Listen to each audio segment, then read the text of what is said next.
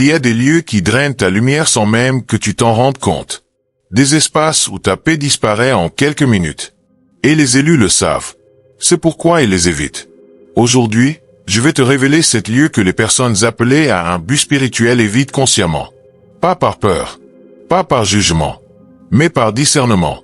C'est une perspective spirituelle destinée à protéger ton énergie, ta paix et ton appel. Elle ne remplace ni une thérapie professionnelle, ni un suivi médical. Et elle ne cherche pas à susciter la peur, mais la sagesse. Car lorsque tu connais les pièges, tu peux les éviter. Lorsque tu reconnais ce qui te vide, tu peux te protéger. Alors, écoute attentivement. Parce que ce que tu vas entendre peut changer ta manière de vivre. Le premier lieu que les élus évitent, ce sont les cercles de plaintes constantes. Ces réunions, ces groupes, ces conversations où tout est négatif. Où personne ne propose de solution, où l'on ne fait que critiquer. Où les commérages sont le pain quotidien. La Bible dit dans les Proverbes que l'insensé répand la calomnie, mais le sage garde le silence. Les élus le comprennent. Pourquoi évite-t-il ces espaces? Parce que la négativité est contagieuse. Parce que l'ennemi utilise la plainte pour te maintenir prisonnier d'un cycle de victimisation. Pour que tu oublies ta puissance. Pour que tu te focalises sur ce qui va mal au lieu de créer ce qui va bien. Comment savoir si tu es dans un de ces cercles? Tu sens qu'après chaque rencontre tu sors plus lourd, plus fatigué, plus irritable. Ton esprit se remplit de jugement. Ton cœur se durcit. Et tu commences à voir des ennemis là où il n'y en a pas. Que faire à la place? Protège ton cercle. Cherche des personnes qui édifient, qui prient, qui proposent, qui résolvent. Si tu ne peux pas éviter certaines rencontres, fixe des limites intérieures. Ne participe pas au commérage. Change de sujet. Ou garde simplement le silence. Et en sortant, prie. Purifie ton esprit. Récupère ta paix. Parce que ta compagnie façonne ton destin. Le deuxième lieu, ce sont les environnements où l'on glorifie le désordre moral. Bars, fêtes, espaces où l'alcool, la drogue et la luxure sont au centre. Il ne s'agit pas de juger qui que ce soit. Il s'agit de protéger ta clarté. Les élus savent qu'ils ne peuvent pas accomplir leur mission avec l'esprit embrouillé, avec un esprit intérieur confus. La première épître aux Corinthiens nous rappelle que notre corps est le temple du Saint-Esprit. Et un temple ne se remplit pas d'ordures. L'ennemi utilise ces environnements pour te distraire.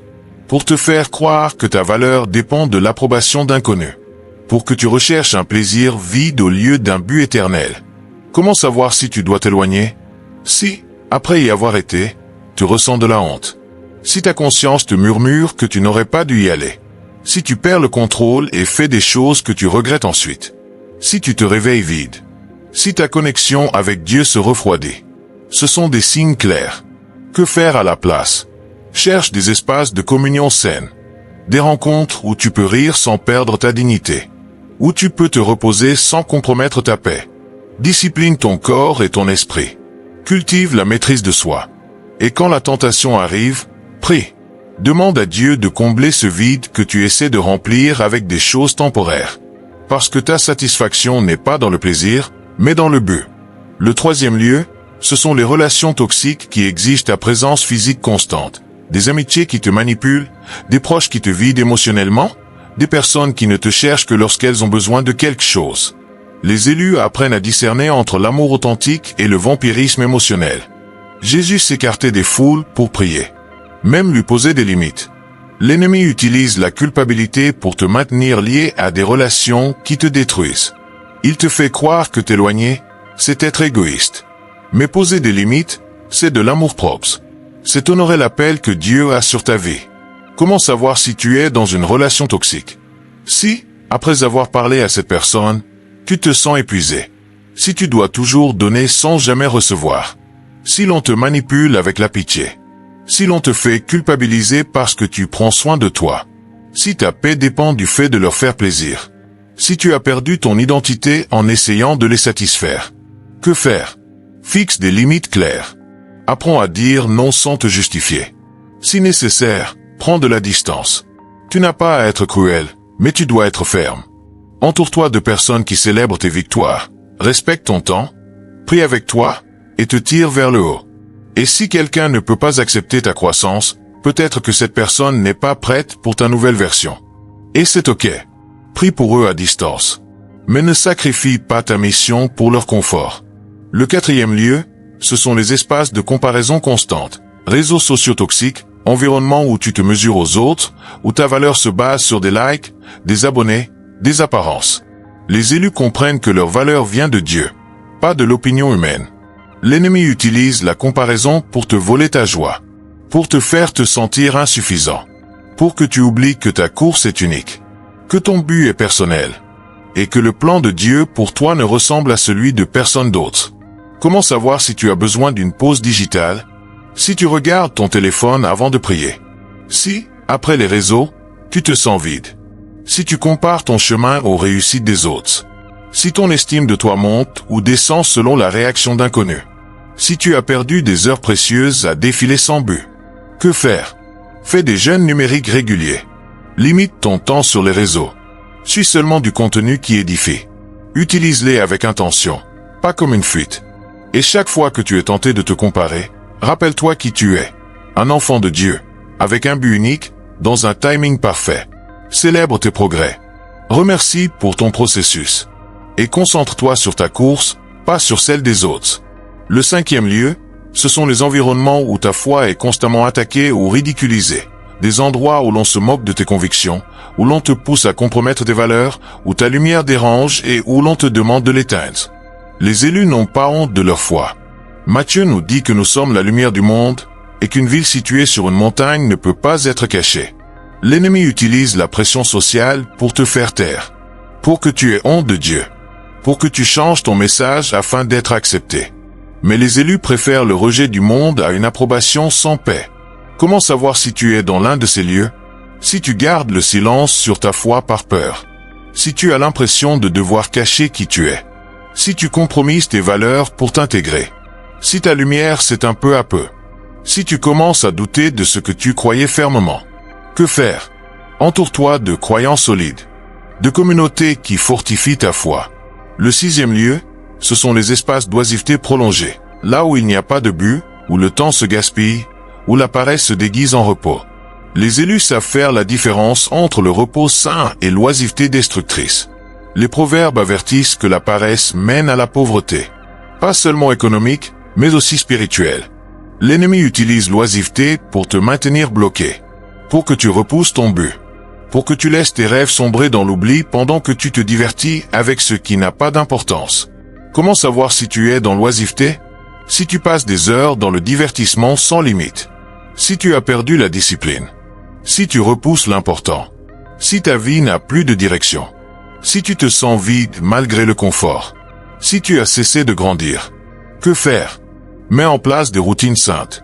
Consacre du temps à la prière, à la lecture, à la croissance personnelle, au service, au travail porteur de sens. Repose-toi, oui, mais avec intention. Ne laisse pas les jours passer sans sens.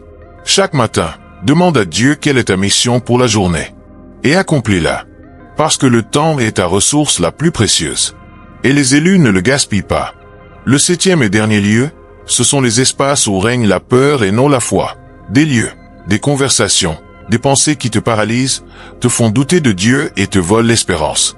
Les élus choisissent la foi plutôt que la peur. La deuxième lettre à Timothée dit que Dieu ne nous a pas donné un esprit de timidité, mais de puissance, d'amour et de maîtrise de soi. L'ennemi utilise la peur pour t'arrêter, pour que tu ne fasses pas le pas, pour que tu ne crois pas aux promesses de Dieu, pour que tu vives petit. Comment savoir si tu vis dans la peur?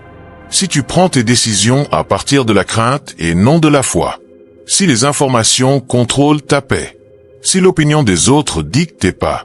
Si tu te paralyses au lieu d'avancer. Si tu as oublié que Dieu est avec toi. Que faire? Proclame la parole. Rappelle-toi les promesses. Prie sans cesse. Entoure-toi de témoignages de victoire, de personnes qui marchent par la foi. Et chaque fois que la peur frappe à ta porte, réponds par l'adoration. Parce que la peur ne peut pas cohabiter avec la présence de Dieu. Fais le pas qui te fait peur. Fais confiance. Avance. Parce que les élus ne sont pas ceux qui n'ont jamais peur. Ce sont ceux qui marchent malgré elles. Maintenant tu le sais. C'est Dieu qui draine ta lumière. Cet espace que les élus évitent avec discernement. Pas par orgueil. Pas par jugement. Mais par protection. Parce que leur mission est trop importante pour gaspiller leur énergie dans ce qui n'édifie pas. Et aujourd'hui, toi aussi, tu peux choisir. Tu peux choisir la paix plutôt que le chaos. La foi plutôt que la peur. Le but plutôt que la distraction. N'attends pas le moment parfait. Commence aujourd'hui. Évalue où tu es, avec qui tu es, et comment tu investis ton temps. Et fais les ajustements nécessaires. Parce que tu es élu. Tu es appelé. Tu es lumière. Et le monde a besoin que tu brilles. Sans excuse. Sans peur. Avec toute la puissance que Dieu t'a donnée. Que cette parole réveille en toi le discernement dont tu as besoin. Qu'elle te pousse à prendre des décisions sages. Et qu'elle te rappelle que ta vie est sacrée. Protège-la. Prends-en soin. Vis-la avec un but. Si ce message a touché ton cœur, écris dans les commentaires le mot discernement. Dis-moi que tu es prêt à protéger ta paix. Mets un like si cette vidéo t'a aidé. Et abonne-toi pour plus de contenu qui fortifie ton esprit. Parce qu'ensemble, nous marchons vers la lumière. Ensemble, nous grandissons en sagesse. Et ensemble, nous accomplissons le but que Dieu a pour nous. Que Dieu te bénisse, te protège et te guide toujours sur le bon chemin. À la prochaine.